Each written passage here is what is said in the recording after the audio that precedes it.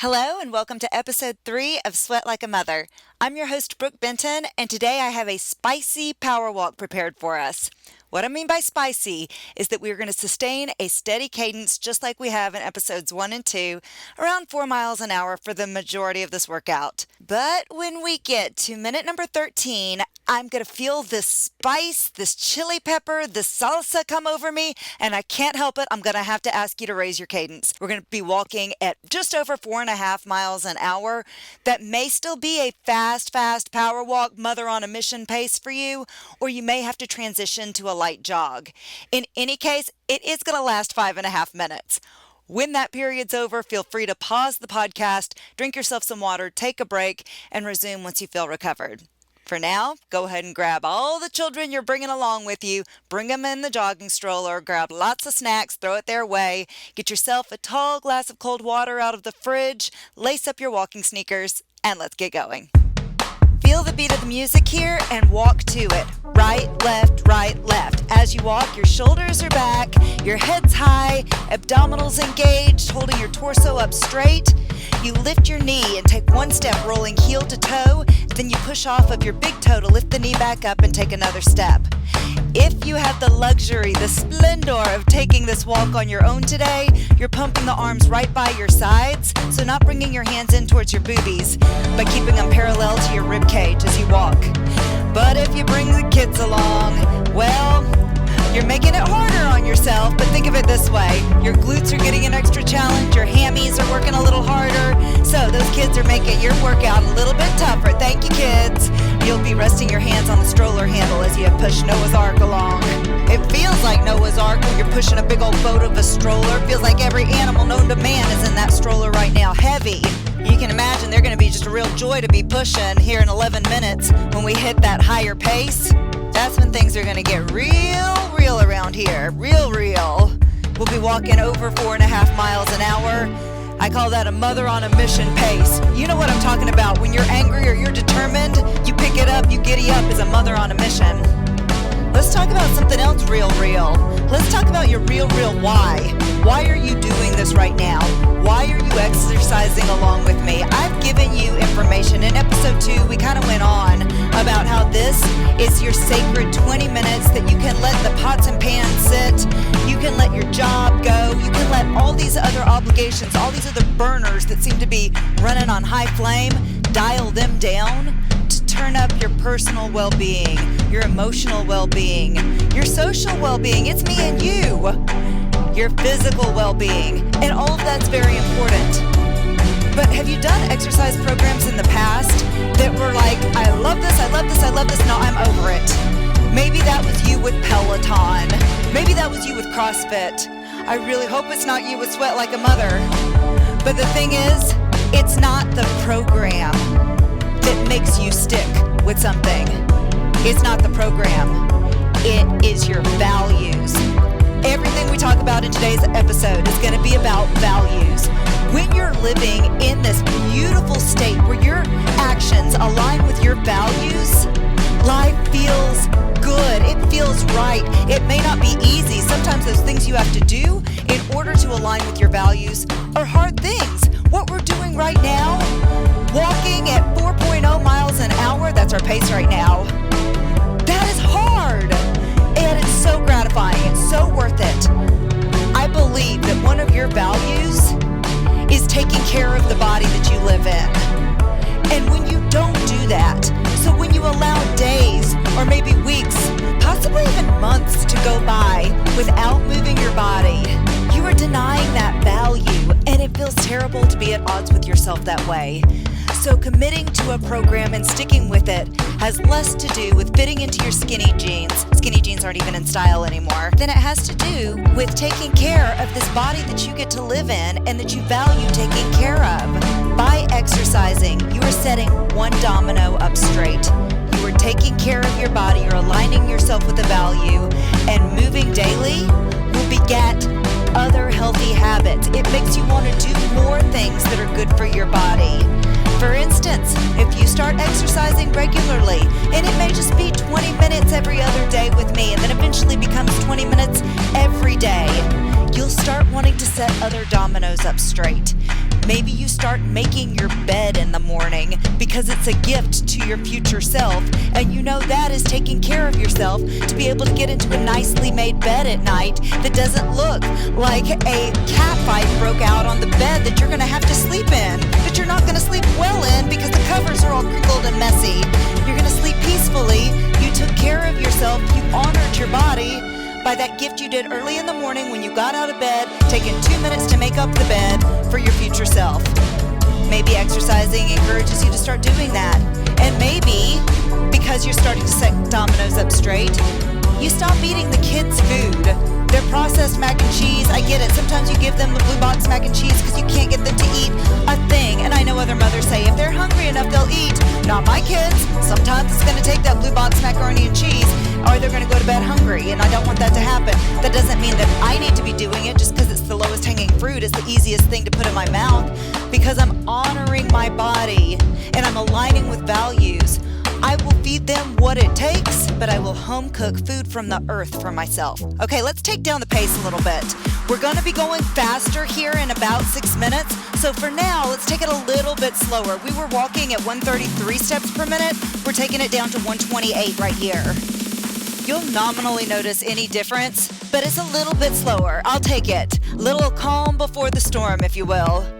And be sure you're checking back in with your posture as we talk about values, specifically the value of honoring and taking care of your body. Well, you got to make sure you're tuning into that proper posture, or things are going to hurt that shouldn't hurt on this walk.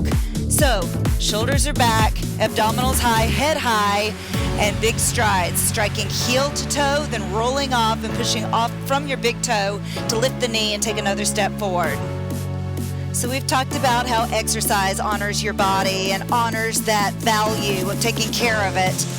But I really don't want to push through this too quickly without giving you that headspace, that time to really reflect on programs you've done in the past and why you've done them. Has it ever even crossed your mind that I'm doing this because taking care of my body is a value of mine?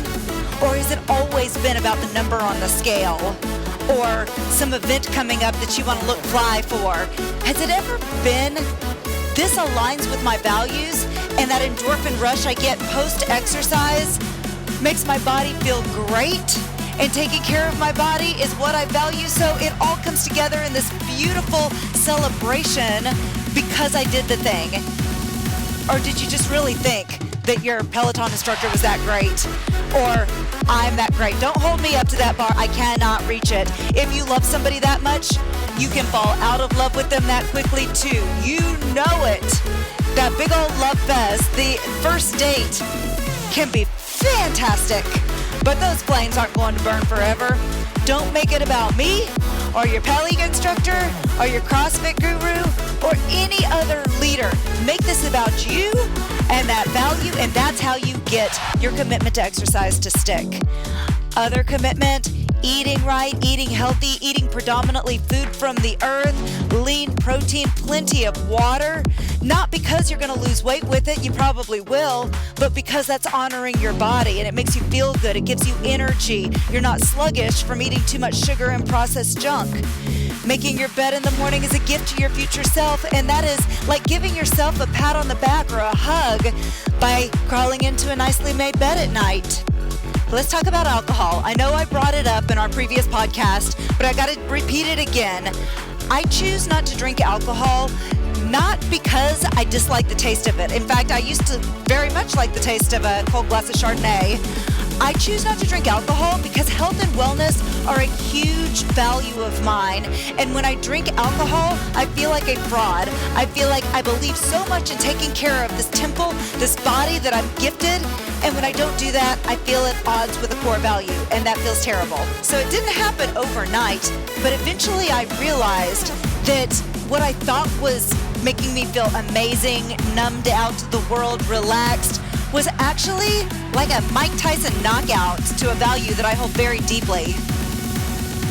If you listen to the podcast, We Can Do Hard Things, I gotta tell you, on this previous week's episode, Glennon Doyle talked about some of the best advice she ever got, and it was that you need to do things for self-sovereignty. So you don't have to explain why you do what you do that other people may not get. For instance, when I'm in social settings and somebody's like, do you want a drink? I'm like, no, thanks. They're like, oh, you don't drink anymore? No, yeah, I don't drink anymore. Were you a problem drinker?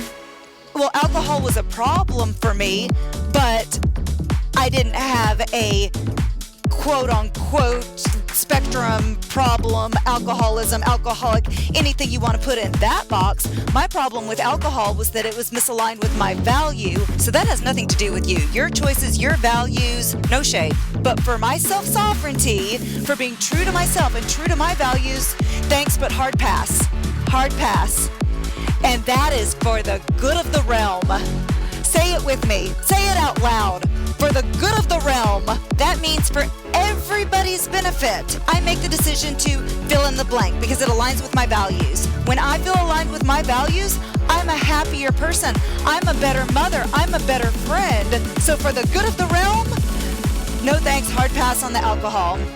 Another value of mine, and I bet it's one of yours too, Mama, is spending quality time with my children each day. So if the end of the day comes and we haven't had time together where I'm doing what they like to do and totally investing in them, I blame the electronics. I'm like, well, in this day and age, kids just can't put down their devices and these dadgum electronics, when really my problem was that I had a value of spending time with my kids, and I didn't put enough emphasis on honing that, on finding a way to connect with them, doing something that I know that they like, and it's easier to point my finger at the electronics and say, oh, those Satan electronics are just taking my child away, when really, that is on me. That's on me to put my work away, to stop cooking, to stop playing on Facebook, to stop doing my laundry list of other things, and just 100% focus on my children. Then I have gotten that one value of spending time with them in, and it feels great. You know what's also going to feel great? Here in less than a minute, picking up our pace to a mother on a mission cadence. Because right now, Mama, you and I are fired up. We are fired up because we know in our heads what our values are. We're counting them off on our fingers one by one and thinking about, what am I going to do to scratch that itch, to feed that value? One of them I'm doing right now by moving my body, and I'm loving it. I'm going to do it all the time, right? Not just every Friday when a new podcast comes out. I can listen to the same old podcast twice. Brooke talks kind of fast. Maybe I'll catch something I missed if I listen to it again. It doesn't have to be my podcast. I'm a little agnostic as far as what you do, but I want you moving, if not daily, at least every other day, but try to get it in daily. See how much better you feel by at least 20 minutes of movement each day, every day, even and especially on days you don't feel like it. In 3, in 2, in 1, let's pick up our pace. Here we go. 143 steps per minute, mother on a mission. Right, left, right, left.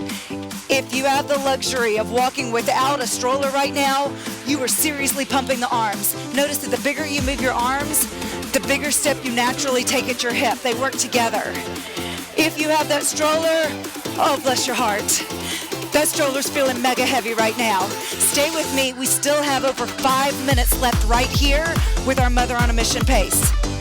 Like I said, I do love the podcast We Can Do Hard Things. Glennon Doyle and her tribe are my people.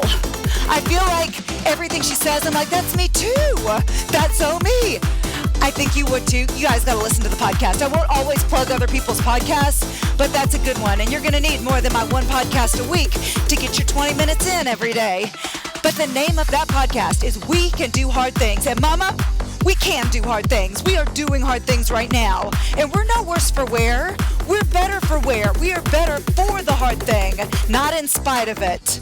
It can be sweet and a struggle at the exact same time. Grueling and gratifying all together. That's us right now. You're moving it. You're huffing and puffing. Jaw is dropped. You're breathing through your mouth and your nose in tandem. But it feels great. You are serving that value. Your body needs movement. It feels better with movement. It thrives with movement. And you're giving it what it needs. So you're at one with yourself, not at odds with yourself. You're not going to go to bed tonight thinking, well, I meant to move, but it is what it is. You know, that's my least favorite expression. It is what it is. It is what you make of it. And right now, we're making it a tough, super tough, power of all power walks. over 4.5 miles per hour. If you have short legs, I'm sorry, you can blame your parents. We blame our parents for everything, right? So I'm sorry for those short legs. It's probably going to mean that you cannot keep up with a low impact power walk at this fast cadence. You probably have to transition to a little light jog if the length of your limbs is short. That's okay. A little high impact is part of life. It's functional. It's going to happen. I don't recommend that you deliberately do high-impact cardio activity or power activity every day. That's hard on the knees, hips, and lower back. Don't do that to yourself. Keep it mostly low impact, but a little high impact won't hurt you. Stay with me. Right, left, right, left. Don't let me get ahead of you here. I talk on the cadence of the music too, so if you're following the beat of the music and you're following the rhythm of my verbal cues, you're right on me step by step.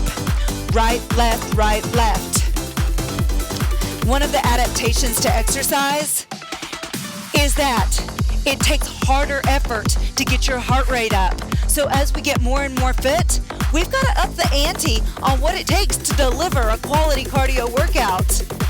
Today's workout would not be considered steady state as episodes 1 and 2 were, because we've given you a little boost here, a little elevation. It's not a true interval because it's not a high spike, but we bumped you up just a little bit to intensify you, to make the heart work harder. And that heart is capable of it. It can do hard things.